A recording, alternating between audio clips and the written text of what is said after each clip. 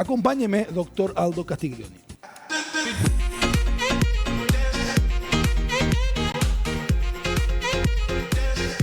Doctor, Buenos días, gracias por la días. invitación. Bienvenido. ¿Cómo le va? Hicimos todo el esfuerzo posible para abordar el tema de la manera más seria posible. Bienvenido. Muchas gracias por la invitación. Un gusto estar acá. Doctor, ¿cómo está el Paraguay con todo lo referente a la salud mental? Y la verdad que se está dando un proceso acelerado hacia la mejoría. ¿Ok? Si nosotros sacamos una fotografía ahora mismo de la situación de la salud mental en el Paraguay, no podemos decir que estamos bien. Pero si tenemos en cuenta el proceso que se viene realizando en los últimos 10 años, realmente hay un proceso acelerado hacia una reforma. En el mundo empezó una reforma grande en lo que es la salud mental en la década del 50. En 1950, con la aparición de la psicofarmacología y de la psicoterapia basada en evidencia, mejoró mucho la efectividad de los tratamientos en salud mental.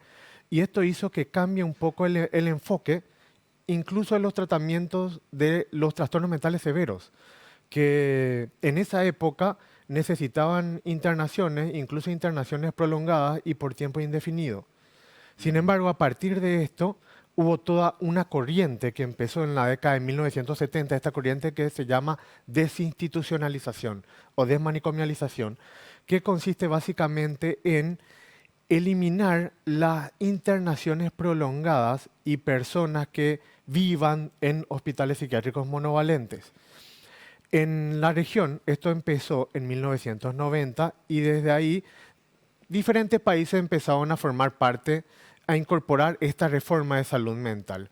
Paraguay es uno de los últimos que tomó este camino, pero como solemos decir, ser el último tiene varios aspectos negativos y a la vez tiene algunos positivos.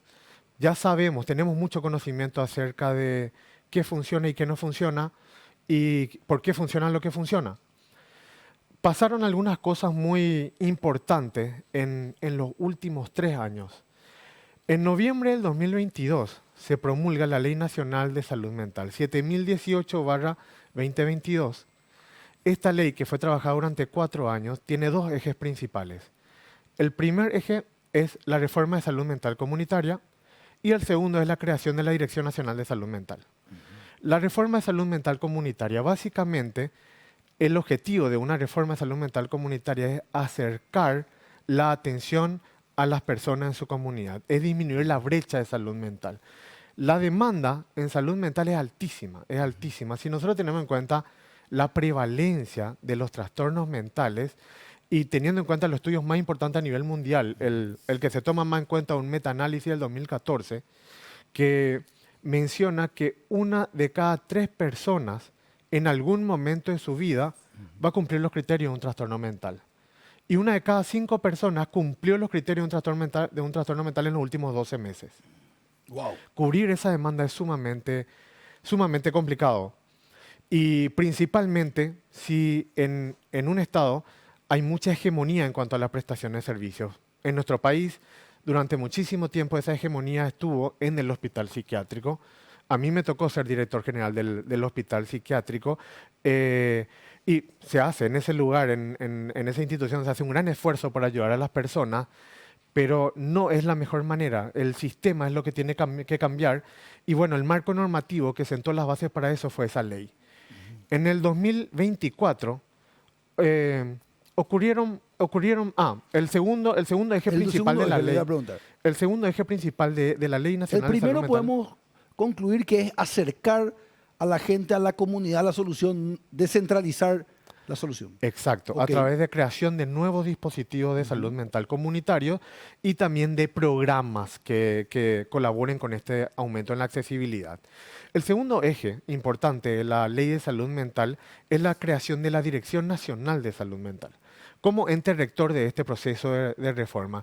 Ya desde hace mucho tiempo existe una Dirección de Salud Mental en el Ministerio de Salud Pública, pero formaba parte de la Dirección de Programas de Salud del Ministerio de Salud Pública Y diciendo así de forma simple, Ok. no tenía un buen posicionamiento dentro de lo que es la estructura organizacional, no contaba con presupuesto y realmente no había mucho poder de decisión.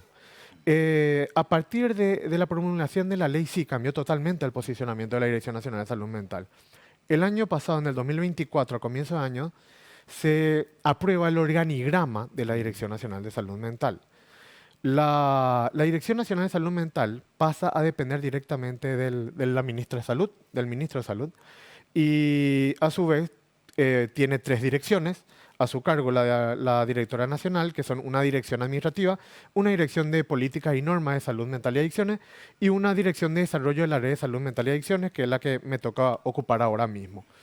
Eh, Esta dirección es, de cierta manera, la que se va a encargar de ser el ente rector, va a elaborar los documentos normativos y va a monitorear el cumplimiento y también el trabajo que realmente se arme y funcione una red de salud mental. En el 2024 también se lanzaron tres documentos sumamente importantes para este proceso. La Política Nacional de Salud Mental 2024-2030, el Plan Nacional de Salud Mental 2024-2030 y el Manual Organizacional de la Red de Salud Mental y Adicciones. Estos documentos son realmente lo que dicen lo que hay que hacer, lo que tenemos que hacer, cómo lo vamos a hacer, los indicadores de si realmente se está cumpliendo esto que habíamos estipulado y también cuáles son los dispositivos que hay que crear y de cierta manera qué es lo que hay que controlar en esos dispositivos para decir que son dispositivos que tienen buenas prácticas en salud mental. Y realmente hay mucho avance, a nosotros nos entusiasma mucho todo lo que se está logrando, se está viendo una voluntad política. Justamente a comienzos de este gobierno empezó con una problemática de salud mental que se mediatizó justamente cuando a mí me tocó ser director del hospital psiquiátrico. Y no necesariamente fue por ese motivo, pero sí yo creo que tal vez colaboró un poco, incluso en cuanto a la opinión pública y que se hable del tema. Y realmente se nota el compromiso a nivel del Estado ahora mismo con muchos cambios. Se están creando estos dispositivos nuevos y tenemos en planes la puesta en funcionamiento de varios programas que tienen como objetivo acercar la atención a la comunidad. Totalmente. Quiero hablar, primero que nada, director, gracias por mostrarnos todo esto que está sucediendo. Esto, yo estoy seguro que así como yo, la teleaudiencia se habrá enterado de muchas cosas positivas, principalmente en cuanto al futuro. Me encantó lo que ratificó la diferencia de la foto con el video. Me refiero a si miramos el proceso, podemos comparar dónde estábamos y dónde estamos, eso es positivo. Si miramos la foto, falta mucho por mejorar. Eso me parece categórico. A partir de ahí quiero que usted nos cuente, quiero encarnar a la teleaudiencia, cuando hablamos de salud mental, ¿de qué hablamos específicamente?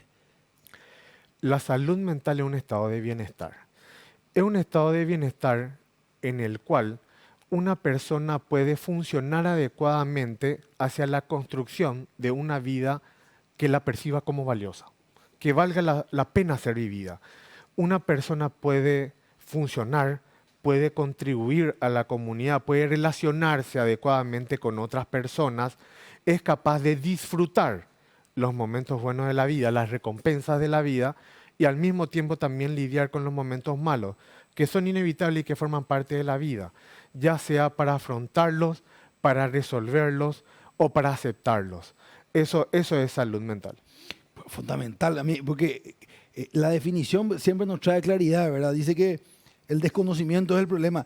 Querer vivir, podemos concluir que es esa voluntad de querer vivir, y esto me parece muy, muy revelador.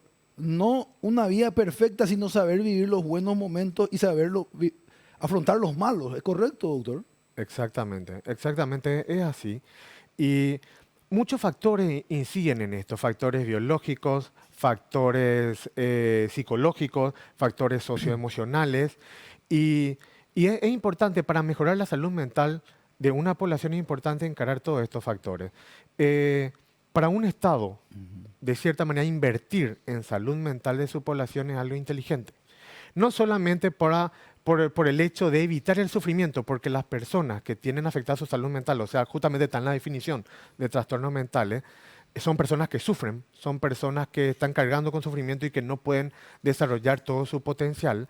Entonces, aparte de eso, invertir en salud mental es rentable económicamente. Por cada $1 que se invierte en salud mental hay un retorno de $4. Esto es lo que dicen estudios serios acerca del tema. Entonces, es importante encarar esta problemática. Fundamental. Ahí quiero entrar a una definición más con su sapiencia, doctor. La diferencia entre trastorno y patología. ¿En qué consiste? ¿Cuál es la diferencia? En salud mental son sinónimos. Son sinónimos. Son sinónimos. Los trastornos mentales básicamente son etiquetas a un conjunto de síntomas clínicos y que de forma consensuada en expertos se arman manuales diagnósticos Ok. y estadísticos de cierta manera. Es útil. Las etiquetas son útiles, pero no son suficientes para realmente conceptualizar lo que es el sufrimiento humano, porque eso es lo que tratamos los profesionales de salud mental, tanto los psicólogos como los psiquiatras, y el sufrimiento humano abarca varios aspectos que van más allá de sus formas particulares. Entonces, es útil tener esta clasificación, Ok. pero es importante saber que muchas situaciones en la vida generan sufrimiento, tanto procesos psicológicos internos, procesos mentales, procesos psicológicos, la gestión de las experiencias internas, como también lidiar con diferentes situaciones de la vida que generan sufrimiento, que estamos desde pérdidas significativas, estar expuesto a la opinión negativa por parte de otras personas, lidiar con traiciones, con expectativas que no se cumplen, con estándares autoimpuestos que no cumplimos, y todo esto genera sufrimiento, y por más que no podamos muchas veces etiquetar en algún trastorno mental, son personas que sufren, son personas que no tienen un gran nivel de satisfacción con la vida y que les sería muy beneficioso realmente acercarse, buscar ayuda y obtener ayuda por parte de terapeutas que hagan terapia basada en evidencia y que puedan ayudarlo a mejorar su calidad de vida y su funcionamiento. Ahí antes de ir a los trastornos que quiero abordar con usted, quiero hablar un poquito de esto que está diciendo. Pareciera ser que hay un trabajo que se puede hacer de psicología, de estudio de conducta, sin hablar necesariamente de un trastorno severo, entre comillas, de esa falta de motivación, de claridad. A partir de ahí, la dirección, el Estado paraguayo, ¿cómo quiere acercar, como usted bien dice, esos dispositivos? De varias formas. Uno, el tratamiento integral. Los equipos interdisciplinarios, que no solamente esté basado únicamente en la medicación, que muchas veces es necesaria, sino también que el trabajo el equipo esté compuesto por varias profesiones, como la psicología, como la terapia ocupacional, los trabajadores sociales, que le involucre a la familia, a los allegados de la persona que la está pasando mal, que está sufriendo en ese momento, y promover de cierta manera las buenas prácticas clínicas, o sea, la terapia basada en evidencia, que realmente contribuyan para la mejoría, no solamente reducción de síntomas, no solamente que una persona acuda a un profesional porque está lidiando con altos niveles de ansiedad o está muy irritable y demás, y el objetivo sea solamente disminuir de cierta manera ese malestar, sino que esté enfocado globalmente en realmente mejorar la calidad de vida de esa persona, que perciba su vida como más valiosa. Y el percibir su vida como más valiosa y ser más funcional en esa dirección no necesariamente está asociado a una reducción sintomática, lo cual también es interesante y tiene que ver con esto de la psicoterapia basada en evidencia y su enfoque actual. Hay algunos programas, o sea, de hecho hay un programa muy grande que ahora mismo se está poniendo en marcha en nuestro país ya desde hace 1 año y medio, que se llama MHGAP. Como la demanda de atención, si dijimos que 1 de cada 3 personas en algún momento de su vida va a cumplir los criterios de un trastorno mental, es imposible cubrir la demanda con profesionales especializados. En todo el mundo, en los países desarrollados, no se puede. Entonces, ya desde hace bastante tiempo, en países desarrollados, iniciaron lo que se llama un sistema de atención colaborativo, que consiste en capacitación a profesionales no especializados, específicamente y principalmente a médicos de familia que se encuentran en la atención primaria de la salud y también a agentes comunitarios y líderes comunitarios. Y en nuestro país tomamos un programa de la Organización Mundial de la Salud que básicamente consiste en esta forma de capacitación y que ya se está poniendo en marcha, ya se le capacitó a los facilitadores, que es el primer paso, Claro. que son profesionales de salud mental, y esto a su vez tienen que hacer la capacitación a los médicos de familia y acompañar después con una supervisión. No es solamente dar clase y terminar ahí, ¿verdad? Y eso probablemente va a aumentar el acceso para las personas que están sufriendo en la comunidad y que tal vez le cuesta mucho llegar hasta el profesional especializado, pero sí tienen su médico de familia, su USF a la cual acude con mucha frecuencia y tal vez pueda detectarse ahí, incluso tratarse en algunos casos, y eso realmente es el programa, prácticamente el programa más importante que tenemos ahora mismo. Clarísimo. 33% aproximadamente de las personas es uno de cada tres. Imagínense la cantidad. Si hacemos solamente en Paraguay, estamos hablando de casi 2 millones de personas. Bueno, hablemos un poquito, estimado doctor, de lo siguiente. Quiero enfocarme en la depresión, porque quizá no es el único trastorno, pero creo que es el más significativo en números, en cantidad y en proyección también, ¿verdad? ¿De qué se trata la depresión clínica? ¿Qué es lo que tenemos que saber? No es una persona, entre comillas, bajoneada nomás. No. La depresión clínica es una condición que genera un enorme sufrimiento y una grave alteración del funcionamiento.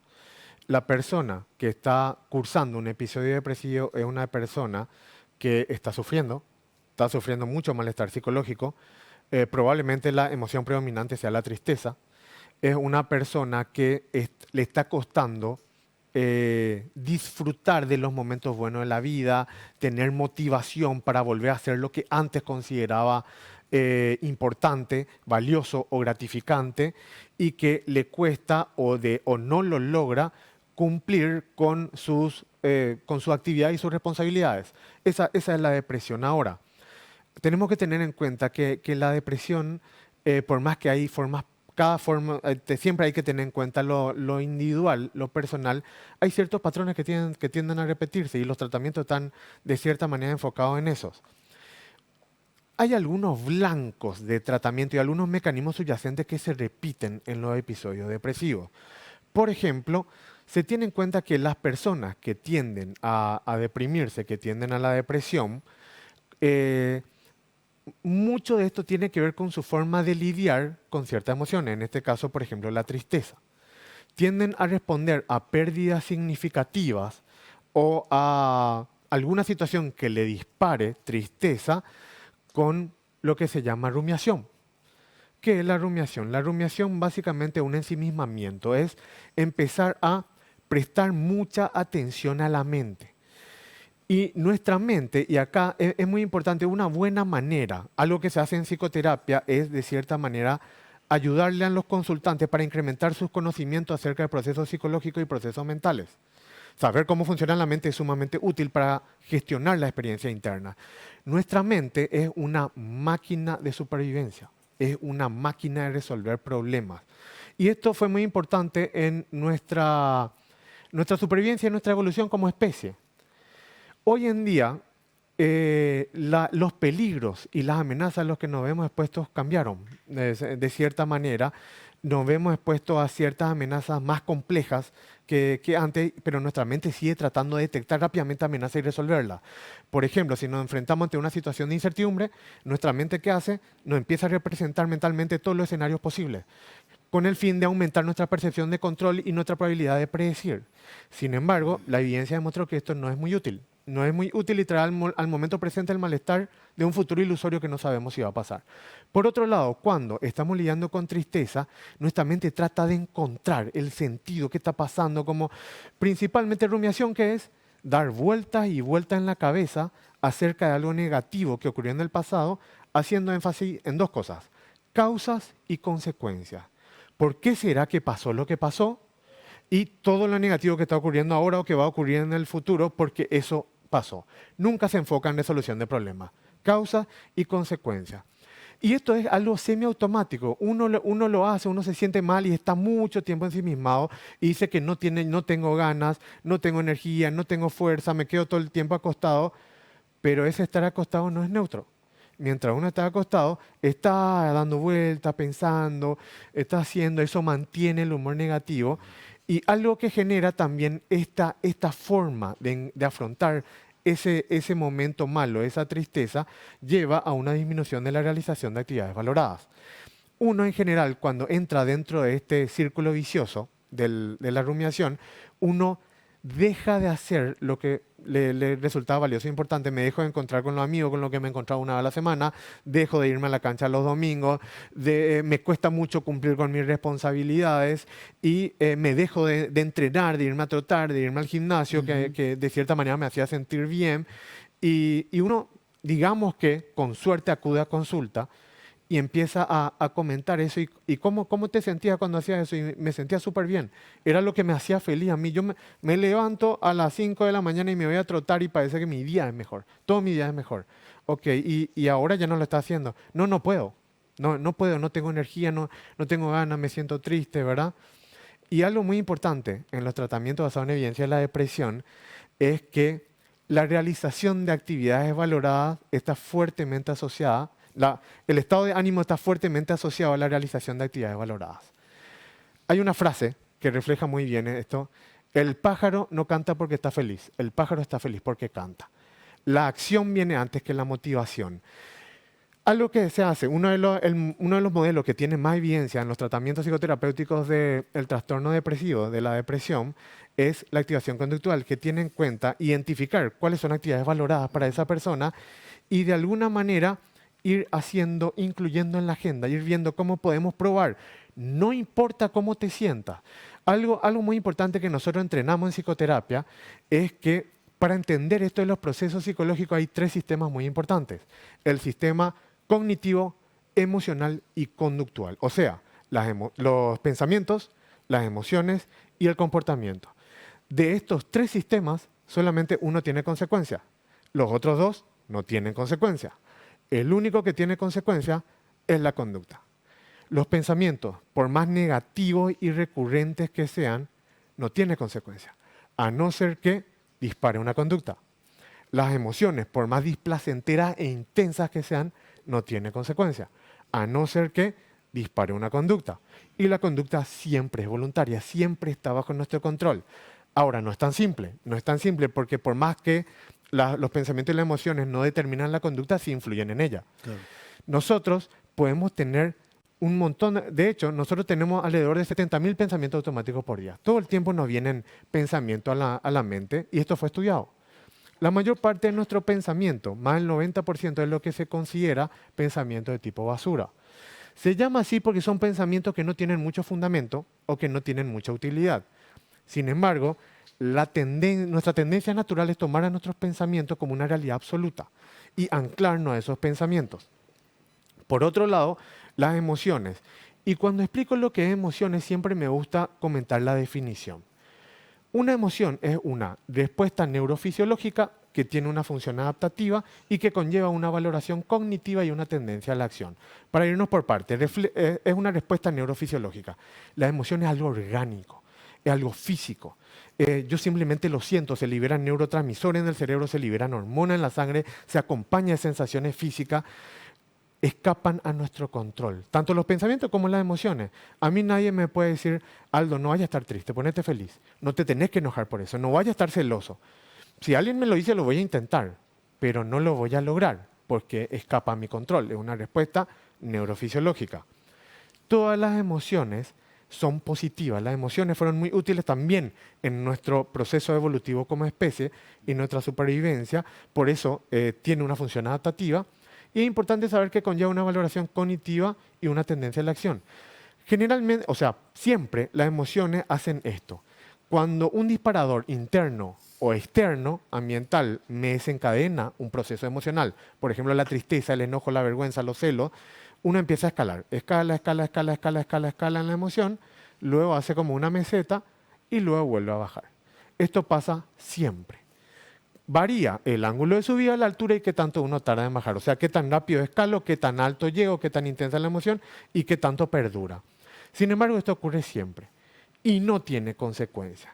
Sin embargo, Cuando yo escalo y estoy muy alto en la emoción, ocurren dos fenómenos, uno cognitivo y uno conductual.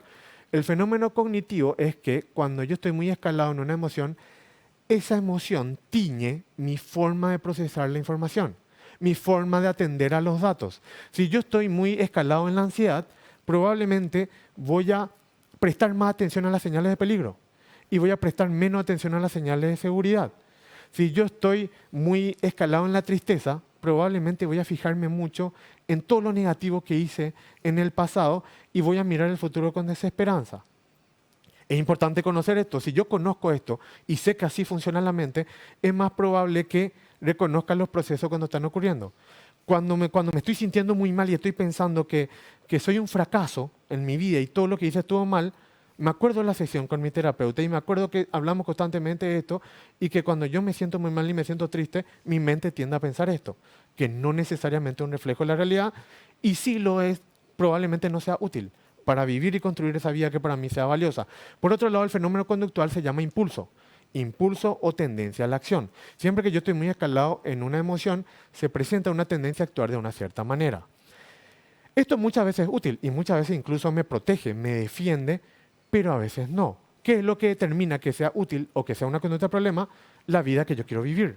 Eso es lo que determina. Por ejemplo, si yo estoy muy escalado en el enojo, yo puedo elegir no ceder ante ese impulso. ¿Y por qué lo haría? Lo haría por una cuestión de efectividad. Digamos que yo estoy discutiendo con mi esposa.